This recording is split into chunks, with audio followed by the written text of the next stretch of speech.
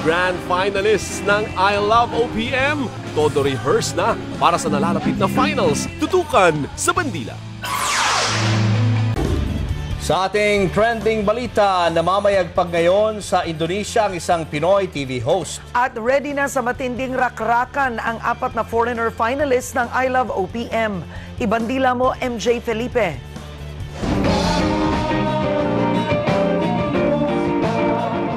Kay ganda ng ating musika, ito ang mensahe ng Final Four tourist stars ng reality singing show na I Love OPM. Marami na silang Pinoy hits na nakanta pero todo ang paghahanda nila para sa finals ngayong weekend. I started with singing OPM song but I wanna also try acting young Filipino actors and actresses. For example, like Katniel, Jadine, and Liz Ken. Dapat magaling ka mag-Tagalog. Kunti lang, it's basic words lang.